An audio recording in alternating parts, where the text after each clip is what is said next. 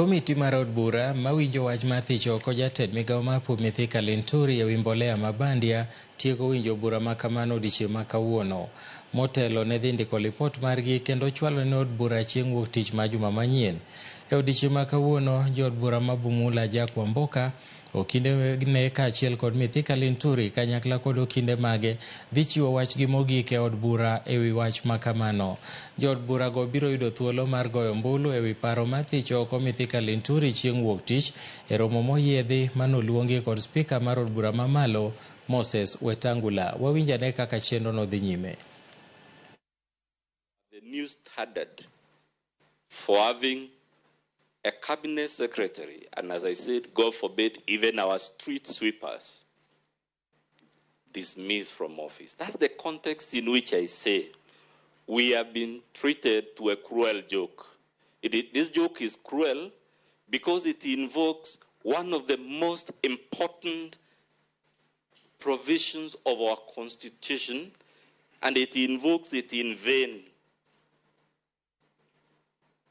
You know, we have a commandment that says, don't invoke God's name in vain. And our Constitution is not just another document. It is the most important legal instrument in this republic. It is the supreme law. It begins in the first clause by acknowledging God.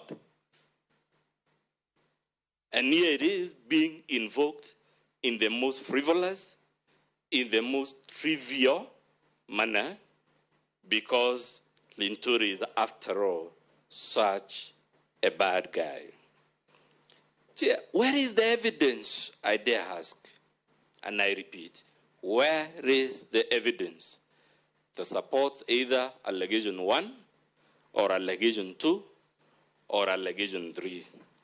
You know, Chair, it is not every material that a disputant presents to you that counts as evidence. When you read Section 2 of our Evidence Act, you'll find it says, evidence connotes the means by which an alleged matter of fact, the truth of which is subjected to investigation, which is what you're doing, is proved or disproved. What is the material or the means the mover deployed to prove or disprove the three allegations before you? And when I found myself reflecting on this again, Honorable Chair, it reminded me of a common adage, which again I didn't know. I first heard this adage when I was in the love market many years ago.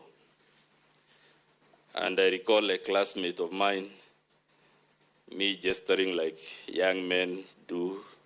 I was a young man then, and I recall her telling me, Mudomi, beware what you pray for, as the gods may just grant it. It is a common warning. I think there is even a biblical version of it in the book of Acts of Apostles, only that I said I'm a man whose interaction with religious texts is sporadic. But the adage, Honorable Chair, says, beware what you pray for, because God might just grant your prayer. What did the mover of this motion pray for? Very passionately.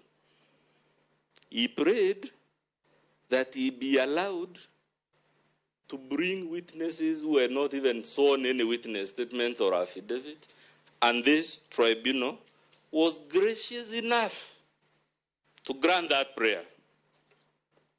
What happened after his prayer was granted? He brought Titus Kiprotich, who told us that he did not even know that his statement would be used in these proceedings, and he had not